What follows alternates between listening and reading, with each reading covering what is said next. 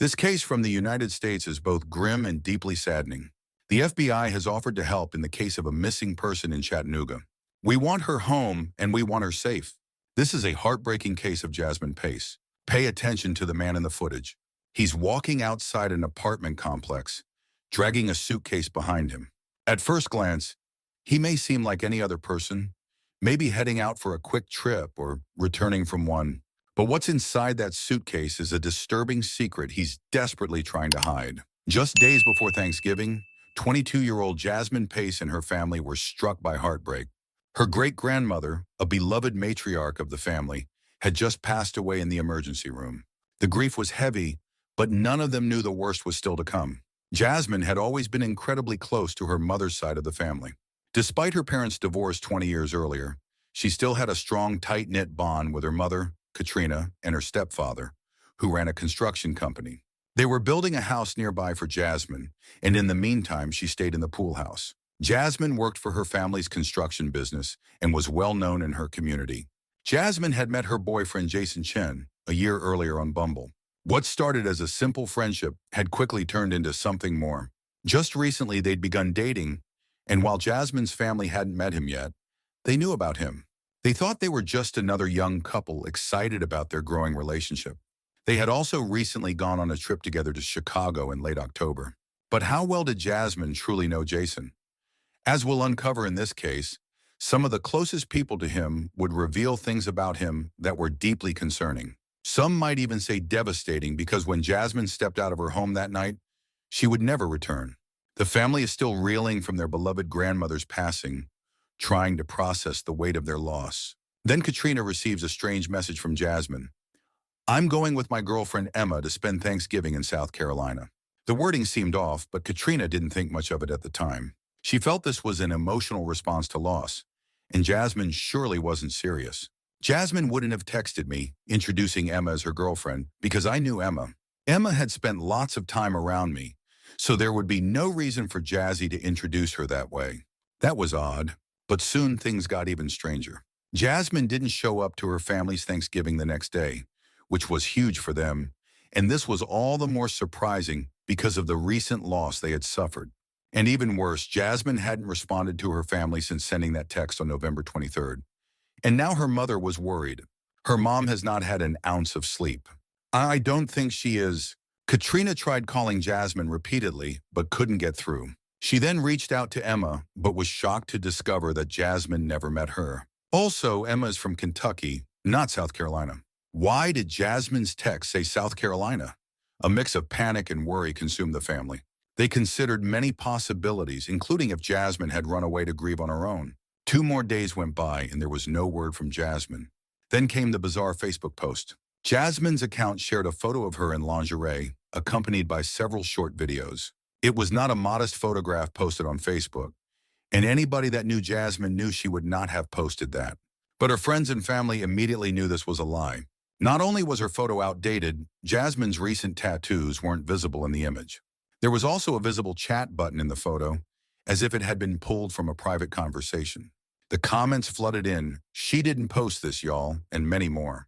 Katrina, desperate for answers, used the Mashi app to track Jasmine's car. It was parked at 900 Mountain Creek Road. When they arrived, they found Jasmine's Chevrolet abandoned. Friends and family began knocking on doors, asking if anyone had seen her. By 7:10 p.m., they had no choice but to call the police and file a missing persons report. At some point, Jasmine's biological father was also made aware of her disappearance. As Jasmine was on the Verizon phone family plan, Katrina was able to get a hold of her phone records. There she discovered that Jasmine had spoken with Jason for more than an hour on November 22nd, the night she disappeared. But it didn't stop there. There was also a message from Jason, sent the very next day to Jasmine. "Hey, are we still good for dinner tonight?" That message was unread. Katrina immediately called Jason. His responses were vague and evasive, but he gave her his home address, 500 Tremont Street. But when they arrived, it was an abandoned house under construction. Jason had lied. This behavior raised red flags. Why wasn't he helping in her search? Why didn't he seem concerned? But worst of all, why did he give them the wrong address? Then Katrina noted something she had previously missed. She had received a location pin drop on her phone from Jasmine, hours after she had walked out that night. The pin drop was at 2:15 a.m. on November 23rd, and the location was 110 Tremont Street. Desperate for answers, the family, including Jasmine's biological father, rushed to the address. They found and spoke to a neighbor who revealed that Jason Chen resided in apartment 210. But when they knocked on the apartment door, there was no response, and it didn't seem like anyone was inside. Then Jasmine's biological father, Travis, decided to take matters into his own hands. He went around the back, opened the door, breaking the lock in the process, and armed with a pistol, he checked the apartment room by room before heading to the front door to open it from the inside, letting in the rest of her family. Inside, they found cleaning supplies, items with Jason's name on them, but most concerningly, Jasmine's credit cards, ID, and travel bag. But there was no sign of Jasmine, and no sign of Jason either. After her dad laid it all out on the table, they called the police to show them what they had found. Partly the reason for why they broke in is because they felt the police weren't investigating her disappearance fast enough. The next day, November 27th, at approximately 11:40 p.m., police executed a search warrant at Jason Chen's apartment. To the naked eye, it looked like an ordinary apartment. But then with the help of the Crime Scene Unit, or CSI, what they found was chilling. They deployed the Blue Star forensic blood reagent, a chemical that reveals blood stains, and when it reacted, the entire apartment lit up. It was like a glowworm cave. Blood stains and blood spatter were everywhere. There was staining on the bathroom walls in the living room, and cleaning supplies sat discarded on the couch. They appeared to be recently purchased from a nearby Walgreens. There was no question now. Extreme violence had taken place, and the blood was probably Jasmine's. Additional broken glass was also found on the floor. A neighbor who lived directly below Jason's apartment stated they woke up to a loud female scream at 2:00 a.m. There was a scream that startled me out of my sleep. I checked my phone to see the time because I was going to call 911. It was around 2:00 a.m. There was a voice that was screaming words. The words I couldn't understand fully. A female voice. There sounded like chasing, a lot of footsteps going across towards the front door. By the time I settled down from being abruptly woken up and thought that I heard a sexual assault and a door slam, I thought that it had just been a normal apartment argument and everything kind of calmed down. So they assumed that the argument upstairs had died down, but this would be a mistake. Remember, Jasmine sent a pin to her mother at 2:15 a.m., so this is after her screams and during whatever had taken place upstairs. We'll revisit that in a moment. Surveillance footage revealed some shocking clues. On November 23rd, footage revealed Jason leaving his apartment and heading to the car park, his right hand injured and wrapped in a black fabric. Later that day at 1:41 p.m., Jason was spotted on camera at the Walgreens near his apartment, purchasing 2 bottles of peroxide and bandages. And that evening at 6:01 p.m., video footage showed Jason leaving his apartment again, and this is a footage of him dragging that suitcase. This is alarming, of course, because Jasmine is a petite woman, weighing less than 100 pounds. Detectives wondered if she was in that suitcase. He's seen driving off in his car and recognizable in the driver's seat. Jason was then spotted by a camera at Walgreens at around 7:03 p.m. He purchased rubbing alcohol, 2 more bottles of peroxide, and a 6-pack of paper towels. Though the police still hadn't located Jasmine, the mounting evidence was more than enough to link Jason to disappearance and obtain an arrest warrant for him. On November 29, 2022, Jason was arrested at his parents' home located at Nashville, Tennessee. What language you speak? Chinese? So you said it was a search warrant for me, correct? Yeah, it's for search warrant for your person. So we're from the police department. We're going to be putting you in the clutch. We're assisting. Okay, they'll tell you all that when we get down there. So just take it with them. They're the lead on this. All right, so if you will just face away from me. He had lacerations on his right hand and feet, but it wasn't just his injuries that implicated him. It was what they found in his room. Notes that referenced Jasmine. One claimed she had run away and gone to Canada. Another claimed Jasmine had a restraining order against her ex. He was planning his deception and using seemingly Jasmine's own words and actions to cover up his horrific crime. Other notes were there for him to brainstorm for how he would speak to the police when questioned. One note read, "If law enforcement contacts other family members, what do?" Another note read, "Last time I saw Jasmine was on Saturday, November 19th. Last time we spoke on the phone was Tuesday, November 22nd. On December 1st, investigators obtained Jason's phone records. They discovered that Jason had inserted his SIM card into Jasmine's phone on November 25th, sending fake messages and posting that Facebook update and more desperate attempts to cover his tracks. Police were able to trace Jason's movements to Suck Creek Road between November 22nd and 23rd. The search was swift because just within 30 seconds, they found a suitcase 10 to 15 feet from the river. Inside, wrapped in 3 black trash bags, was Jasmine's lifeless body. It was brutal. She was handcuffed and tied in the fetal position and appeared to be punctured by dozens of stab wounds. The location he chose to dump her body was disturbing because earlier that month, Jason had messaged Jasmine, asking her to come to Suck Creek Road the weekend before all the leaves had fallen from the trees. It seemed eerie that he dumped her body here so careless and disrespectful, as if she was nothing but trash. Dr. Cogswell performed the autopsy on Jasmine, and what he found was horrifying as it is heartbreaking. She had sustained an incomprehensible 60 stab wounds, all while she was alive. The attack had been so vicious that the knife had broken off inside Jasmine's lungs. Wounds were inflicted across multiple areas of her face.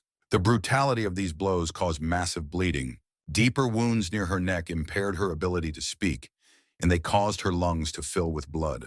Is this when, and possibly, why Jasmine sent that pin to her mother at 2:01 a.m.? The timing is unbearable to consider, especially when we know that the neighbor below heard agonizing screams just minutes before that. The thought alone is extremely saddening. Clusters of injuries were concentrated on her upper right side, each inflicted from right to left. This suggests that Jasmine had likely been stabbed initially while trying to defend herself. In the chaos of the attack, she may have curled into the fetal position on her left side, but Jason continued to viciously stab her on the right. After the initial assault, Jasmine was rolled onto the carpet, where she continued to bleed to death. None of her wounds were immediately fatal. No, she suffered as she bled out, her life draining away slowly, agonizingly. I can't even imagine the horror that Jasmine must have endured in those final moments. Murdered by the very person she sought solace and comfort in after her great-grandmother's passing. This was a sick, remorseless act of violence, overkill plain and simple. After news of Jasmine Pace's murder broke, some of the people who knew Jason Chen began to speak out about his character. Many described him as having a weird vibe, and former classmates claimed that Jason had a history of impersonating people online. Going through all my accounts, the kind of slandering my name on social media through different work ventures, etc., who weren't along those lines, messaging people from my hometown, just hateful messages. His personality is just very off, and he's not very good at social cues and things like that. They said he kind of gave off just like a weird vibe, like this kind of unsettled people with just kind of like how he behaved. The trial of Jason Chen began on January 13th, 2025. He pleaded not guilty to premeditated murder and abuse of a corpse. His defense tried to claim it was voluntary manslaughter, asserting that Jasmine had attacked him with a wine bottle after finding Tinder notifications on his phone. However, forensic evidence contradicted the story. There was no Tinder activity on November 22nd, and Jasmine had no substances in her system. And did Jason show shock of remorse after the crime? Well, apparently not, because he was found casually messaging girls on Tinder on November 25th and November 28th. Throughout the trial, Jason displayed no real emotion. When Dr. Cogswell described the autopsy findings, Jason lowered his head, avoiding the truth of what he'd done. The only time he showed any emotion was when he cried. Watching his mother's cheerful testimony at his sentence hearing, Jason's mother, speaking only in Chinese, pleaded for mercy from the judge, begging for leniency, stating that her son had his whole life ahead of him. Yet in her words, there was no mention of Jasmine, no recognition of the profound loss that Jasmine's family now had to carry for the rest of their lives. Had Jason committed his crime back in China, he would most likely have been sentenced to death instead of the sentence he did receive. I can understand the needs of a grieving mother, but still found it selfish and distasteful that she only showed any sympathy for her own son. With respect to count 1 of presentment 3-1-228, we the jury find the defendant, Jason Chen, guilty of first-degree premeditated murder. This is an emotional verdict, and everyone needs to maintain decorum, please. On January 21st, 2025, Jason Chen was sentenced to life in prison without the possibility of parole. The jury took just 40 minutes to reach a verdict. As Jason serves his sentence at the Bledsoe County Corrections Complex, Jasmine's family continues to honor her memory, but Jason's story doesn't end here. He has filed for a new trial, arguing that his conviction was unjust, that the evidence didn't support the verdict, and he was denied a fair trial. Some argued that there was no real motive presented for the crime, but the judge reminded people that motive is not necessary to prove what occurred. And do psychopaths always need a strong reason to kill? It's a disturbing question, but the truth is, their motives don't always make sense. There's always something underneath, a fragile ego or a deep-seated need for control, something that can snap without a warning. But the real story here, the one that should stay with us, is not Jason's twisted motivations. It's about Jasmine. Don't believe even this sentencing can bring them true justice, because it can never bring Jasmine back. But at the very least, Jason will never be part of society again. Considering what he did, I don't believe this was an unfair trial.